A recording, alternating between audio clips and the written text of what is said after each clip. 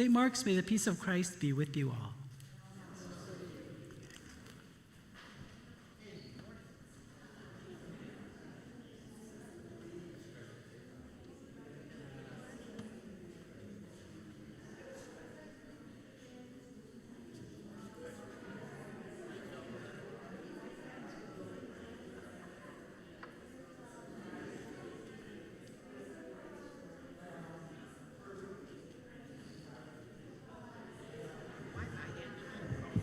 Steve Cole?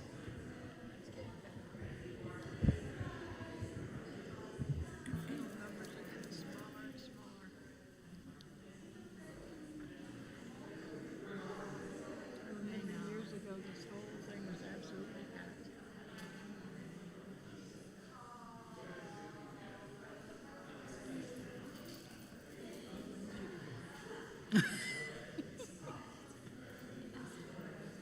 Oh, your hands are warmer than mine.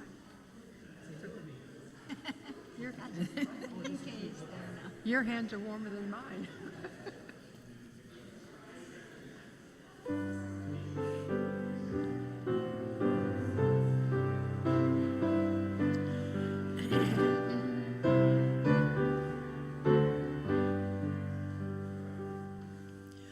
Softly and tenderly, Jesus is calling, calling for you and for me.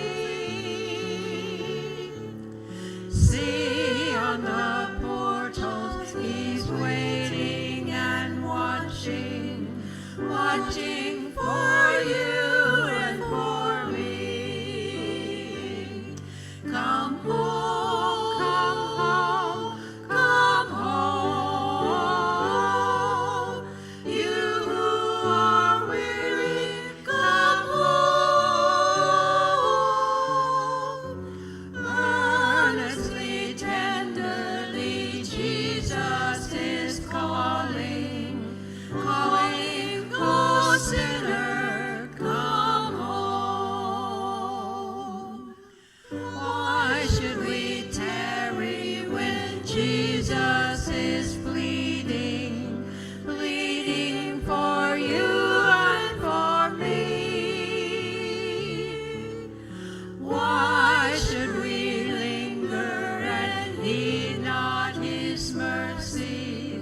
Mercies for you and for me. Come home, come home, come home. You who are weary, come home. Earnestly, tenderly, Jesus is calling, calling, oh sinner, come home. Oh, for the wonderful love he has promised, promised for you and for me. Though we have sinned, his mercy and pardon, pardon for you and for me. Come home, come home, come home. You who are weary, come home. Earnestly, tenderly, Jesus is calling, calling, oh sinner, come home.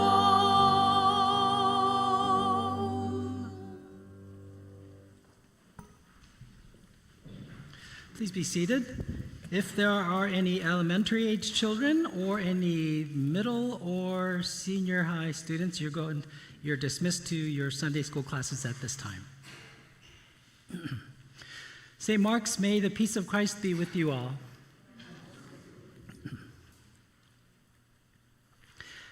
There's a lot of studies that have already been done on personality traits and characteristics of individuals based on their birth order. Some of these studies were done by sociologists, others by family psychologists, and others are just common stereotypes based on observation. Just out of curiosity, how many of you here this morning are firstborn or the oldest child in your family? Go ahead and just raise your hand. Wow, there's a good number of you. All right. Thank you, hands down. Are there any left? How many of you here this morning are middle children in your family birth order? Middle children? Wow, just a few. That might be all of us. How many of you here are the youngest in your family? 2, 3? And finally, how many of you are only children? Only children. Okay, we have one. We have two. We have two only children. A good representation, but clearly the oldest born children are the majority here at St. Mark's. Here are the stereotypical characteristics of the oldest child in the family. Oldest children tend to be responsible and dependable. They follow the rules, and they are natural-born leaders. They are organized, reliable, and are referred to as the example for all the younger siblings down below. One of the pros of being the oldest child is that you never get hand-me-downs. All of your school clothes are always brand new for the new school year. Another pro is that because you're the firstborn, there's usually a lot of pictures of you as a child. How many of you who are oldest born children here would agree to some of those assessments? A few of you? Yeah, the generalizations. Here are the stereotypical characteristics of middle children. Middle children often express that they are often overlooked as if they are invisible. Middle children are often peacemakers, good negotiators. They are the bridge builders of the family. One of the pros of being a middle child is that parents don't hover over you, kind of like they did for your older sibling, but at the same time, one of the cons is that you're always fighting for attention. How many of the middle children here would agree with that assessment? Yeah. Here's a few stereotypical characteristics for the youngest child. Youngest children tend to be adventurous, risk takers. They like to carve out their own path. They are often charming. They like to push the boundaries. Sometimes they lean on the rebellious side. Speaking of pros and cons, one of the cons is that all your clothes are hand-me-downs. But one of the pros of being the youngest is that by the time you're finally born, your parents are all broken in and probably too tired to enforce the rules. Any youngest children tend to agree with that? Yeah, spot on, yes. Finally, here's the stereotypical characteristics for an only child.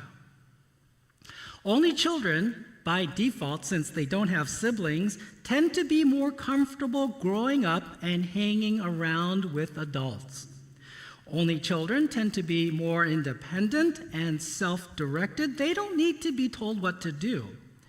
One of the pros of being an only child is that you don't have to share your toys, while one of the cons is that if you mess up and you made a mistake, did something wrong, you don't have a sibling to blame. One other pro about being an only child is that you get all your parents' attention, which is also a con because you get all your parents' attention. How many only children here would agree with that assessment? Yeah? Okay. Yep. Elder Kim in the back. This morning we're going to look at a story about two famous brothers.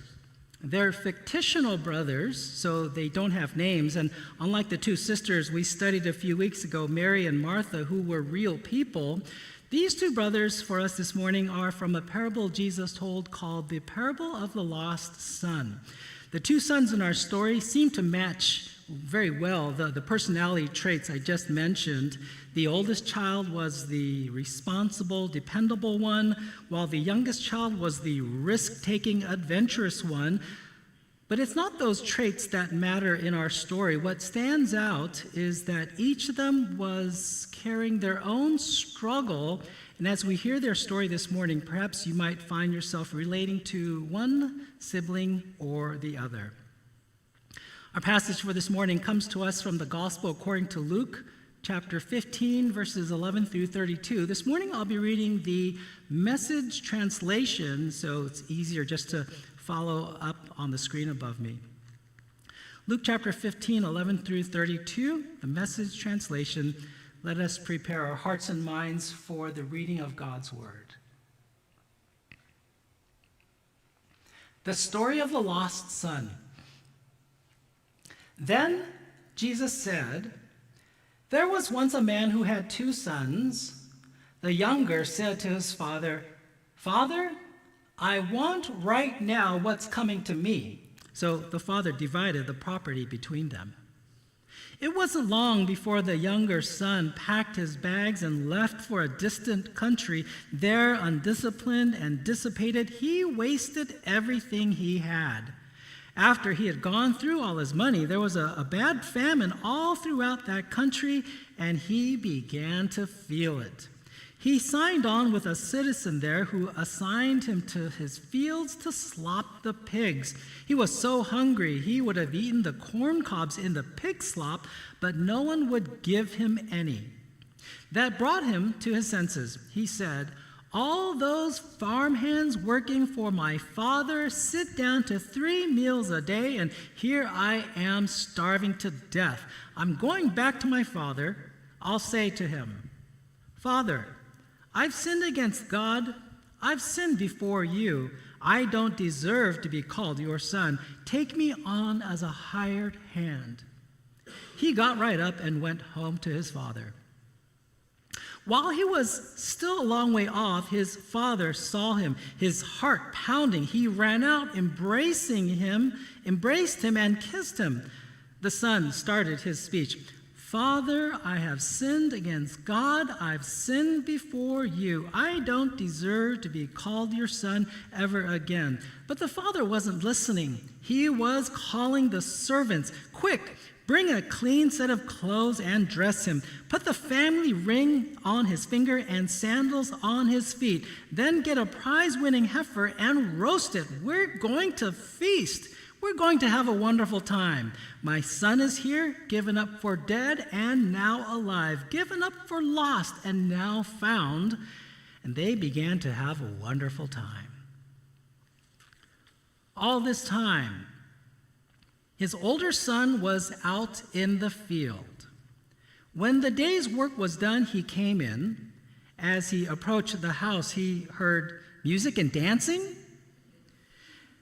Calling over one of the houseboys, he asked what was going on. He told him, 'Your brother has come home. Your father has ordered a feast, barbecued beef, because he has him home safe and sound.' The older brother stomped off in an angry sulk and refused to join in. His father came out and tried to talk to him, but he wouldn't listen. The son said, 'Look how many years I've stayed here serving you, never giving you one moment of grief. But have you ever thrown a party for me and my friends? Then this son of yours who has thrown away your money on whores shows up, and you go all out with a feast.' His father said, 'Son, you don't understand. You're with me all the time, and everything that is mine is yours. But this is a wonderful time, and we had to celebrate. This brother of yours was dead, and he's alive. He was lost, and he's found.' This is the word of the Lord.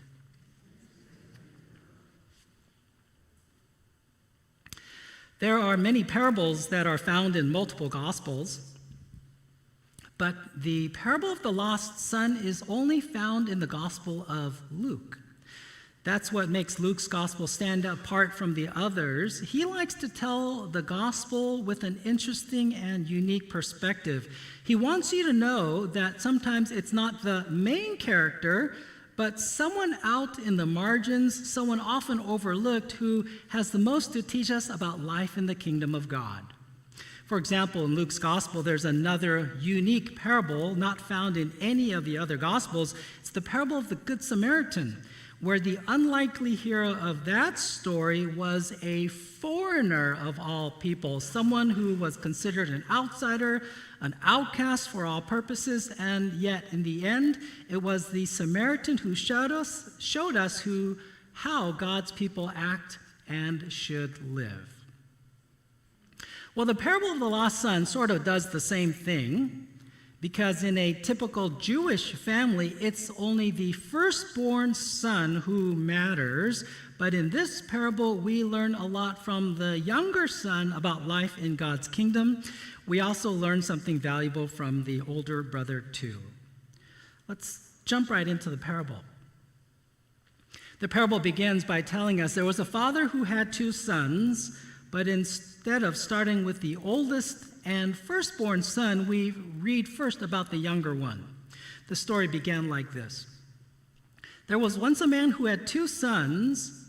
The younger said to his father, "Father, I want right now what's coming to me." So the father divided the property between them. The parable began rather abruptly without giving us any sort of context, meaning we don't know if everyone got along. We also don't know if nobody got along. We don't know if the 2 brothers were tight or barely spoke to one another. All we know is that one day the younger brother approached the father with a very shocking request. He said, "Father, I want right now what's coming to me." Or in the NIV, "Father, give me my share of the estate." Now, most Bible commentaries will tell you that this kind of request was completely out of line. And it was. To ask your father for your part of the inheritance, not after he was buried and put to rest, but rather while he was very much still alive, was essentially saying, "Dad, I can't wait for you to die. Hand over all my money right now." That was an outrageous request. It's way over the top. How dare any child, regardless of being the youngest or the oldest, even vocalize that out loud? Again, Bible commentaries will often focus on what the younger son asked without considering what might have motivated him. What would make anyone ask for their inheritance prematurely? What would motivate them to ask for that kind of money? Well, the parable tells us shortly after, the younger son collected all that he had after asking for his inheritance so that he could take off on his own. He didn't want to stick around any longer. He wanted to venture off on his own. He wasn't running away per se, but he wanted to leave the house and his family. Now, this was a parable, not a psychological case study, but in a typical Jewish family, the youngest child was often ignored. They didn't have the role that the eldest son had, and when it came to the inheritance, it was the eldest son who got the lion's share of it. Everyone else had to settle for a small percentage of what was left. But still, in a typical Jewish family, the youngest son was still part of the family. They had a home, they had a roof over their head, 3 meals a day, a warm bed to sleep in, so why on earth would he want to leave? One possible explanation, we're guessing here, may have been the fact that he was the younger of 2 sons, and we're about to find out that his older brother was the trophy son. Maybe he was tired of always being compared to his perfect older brother, never measuring up but always coming up short. Maybe as the youngest in the family, he was always looked down upon, never taken seriously, always struggling to find where he belonged in this family. There was a person in the Old Testament, this time a real person, not a fictitious character in a parable, who was also the youngest in a big family. His name was David. David was the youngest son in his family, and he didn't have just one older brother, he had 7 older brothers. Can you imagine having that many older brothers, or can you imagine being a daughter having 7 older sisters? I've shared with you before that I'm a middle child. I have an older brother, I have a younger sister. My older brother is the trophy son, valedictorian, first of his class. I could go on, but then I'll feel more diminished. My older brother's a trophy son. My younger sister, she's the star of the show. Me? I'm just that kid in the middle. So every once in a while, growing up, I remember there would be moments when my parents would forget my name and call me by the dog's name. Like, what's his name? Scotty, which is my dog's name. Can you imagine being David? Can you imagine what David went through? Being the youngest of 8 boys, and that's not even including the 2 sisters that he had also. Can you imagine Jesse? Oh, what's his name? Eliab? No. Abinadab? No. Shammai? No. David was the runt of the litter. So in the famous story where Samuel went to Bethlehem looking to anoint the next king of Israel, there was a worship service in the evening where they lifted up a sacrifice during which all the sons of Jesse were presented before Samuel. They didn't know what was going on. They didn't know they were being considered for royalty. But when Samuel went through the entire line and none of them were it, he had to ask Jesse, "Are these all the sons you have?" Jesse replied, "They're still the youngest, but he's tending the sheep." The Message translation said it this way, "Well, yes, there's the runt, but he's out tending the sheep." David was so unimportant that he was doing the servant's job, babysitting the flocks of sheep. You could visualize Jesse. What's his name? Oh, what's his name? David. Yes, go get David. David wasn't even invited to the sacrifice. He was relegated to the most menial task there was. They didn't even bother to have him standing in the lineup. That's how invisible he was. They don't need me here. Nobody even missed me. And this may have been exactly what the younger son in our parable felt like, as though he didn't belong. Have you ever felt like the younger brother? Well, there weren't too many here, but irregardless of those characteristics, have you ever felt like that? Maybe at home in your own family? Maybe at work with your colleagues. Maybe in your circle of friends. Have you ever felt left out or overlooked? Have you ever felt like you weren't part of the group or included in the conversation? Have you ever felt like you didn't belong somewhere? A little later in the Gospel of Luke chapter 19, we come across a man named Zacchaeus. Zacchaeus lived in a city called Jericho, which back then was like modern-day Beverly Hills. It was a wealthy town filled with wealthy people who were all rich and beautiful and influential. Everybody drove nice cars. Everybody lived in nice homes. Everybody looked radiant. But for all his efforts, Zacchaeus couldn't fit in. It wasn't because he wasn't rich. He was probably the richest in Beverly Hills. It wasn't because he was short. He probably wore platform shoes. It wasn't because he didn't work hard. He was at the top of his game. Zacchaeus didn't fit in because he was a tax collector, and solely because of that, he was ostracized. He was treated like a traitor. He was told, "You don't belong here." Well, Jesus picked up on that. The subtle cues as he was passing through town. Jesus noticed the man in the crowd whom all the others ignored. He saw Zacchaeus even though nobody else did. But instead of walking right past him and ignoring him as everyone else did, Jesus stopped, called him by name and said, "Zacchaeus, come down from that tree and invite me into your home."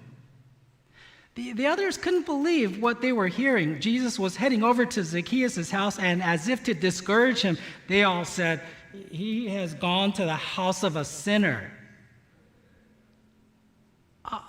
Jesus said, "Not so fast. Today, salvation has come to this house because this man too is a son of Abraham. For the Son of Man came to seek and to save what was lost."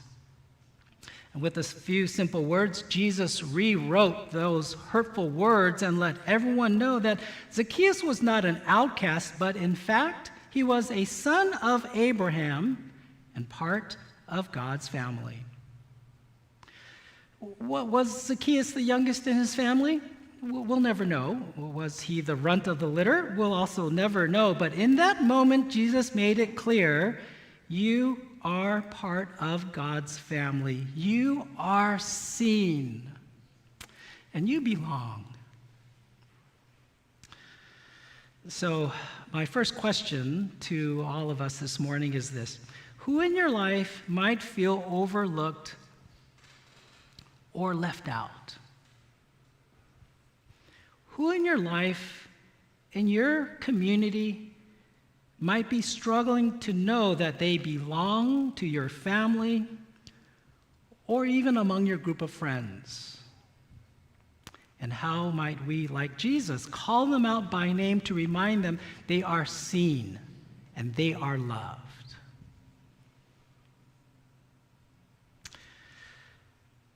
We've spent some time with the younger brother. Let's move on to the older one. The older brother, first of all, was everything you wanted in a firstborn child, based on the characteristics I shared earlier. He was responsible. He was dependable, the kind of person you trusted to run the family business. And quite wonderfully, we find out the majority of St. Mark's people are firstborn children. The older brother set the bar in terms of what every firstborn child should be, and I'm sure that the younger brother always felt as though he didn't measure up.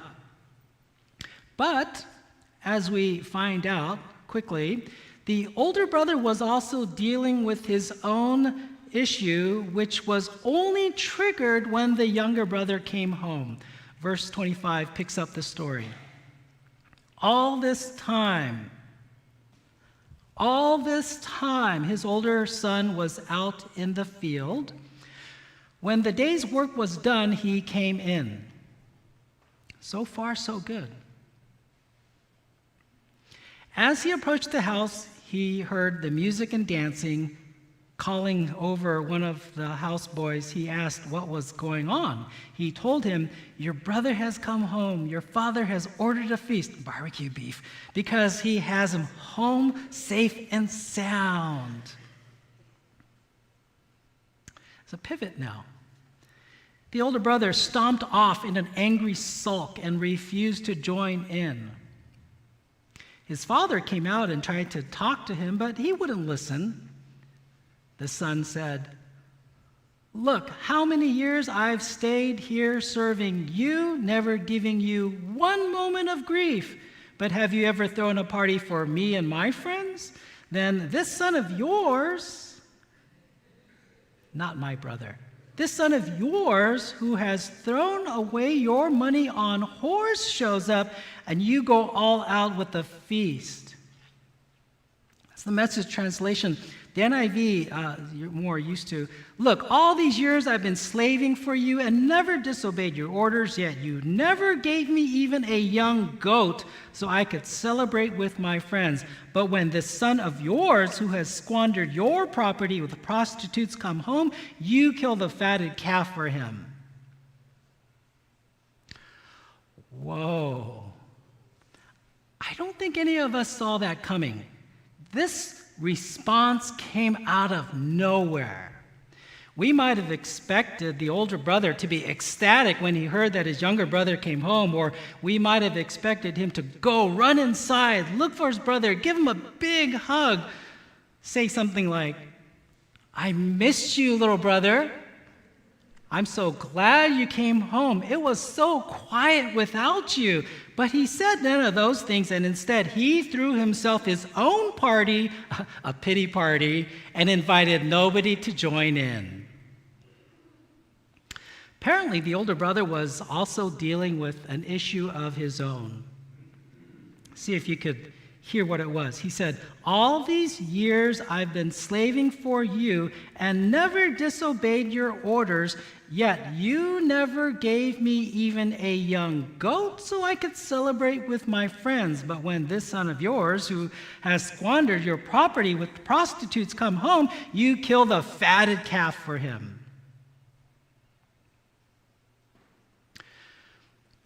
The older brother wasn't wrong to say any of those things. Let me repeat that. The older brother wasn't wrong to say any of those things. In fact, it's easy to see why he felt that way. He was a faithful son and worked diligently for years.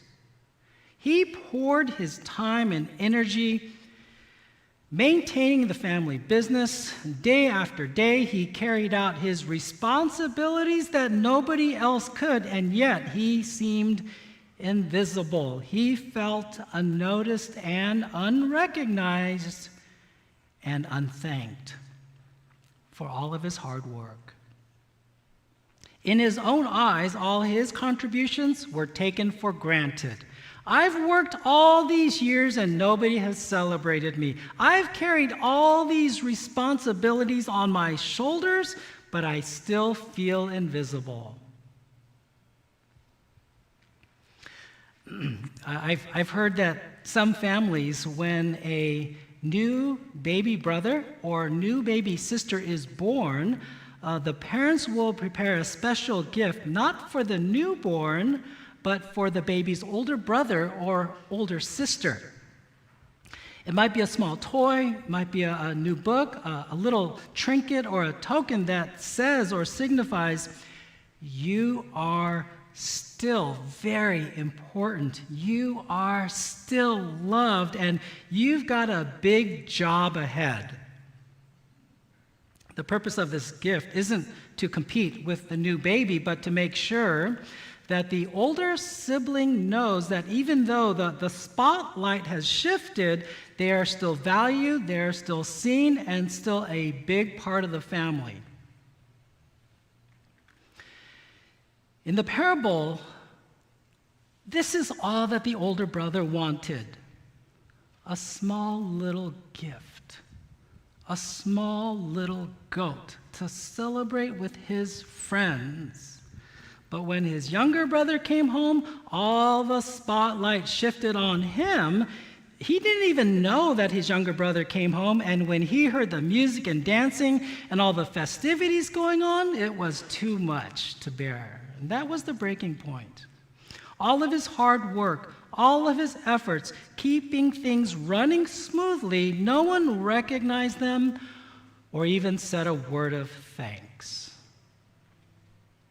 We see a similar dynamic in the Bible, in the Old Testament story of Joseph. But in Joseph's story, instead of giving a gift to all of Joseph's older siblings, it was Joseph that received that gift, a very special gift, the Technicolor coat, the famous coat of many colors. Can you remember how that made his siblings feel? They were livid. In fact, they were so jealous that they tried to kill Joseph. All of their efforts to keep the family running, all their hard work to keep the flocks alive, all the long nights guarding the boundaries of the property, and here comes Joseph strutting around like he's the favorite, the one in the fancy coat. Just like Joseph's older brothers, the older son in our parable had spent years working hard, keeping the family running, doing everything right. And yet, when the younger brother came home, the older one felt overlooked, as if his contributions didn't matter. All he wanted was a small sign that he too was seen, that he too mattered, that he too was appreciated. Instead, he felt invisible, even in the very house he called home all those years. Maybe there's someone in your family, someone at the office, maybe even someone here at church who always works hard, always does right, always shows up, but is rarely noticed or appreciated. Someone whose contributions often go unseen, whose efforts feel unrecognized, or maybe even feel invisible. Take a moment today to name that person in your mind and think about what it might mean to notice them, to thank them, and to celebrate them in some small measure. As we enter the fourth week of Lent, let's allow the story of the prodigal son to remind us to notice the people who feel unseen, to celebrate those who are overlooked, and to open our hearts to everyone who belongs to the family of God. And all God's people said,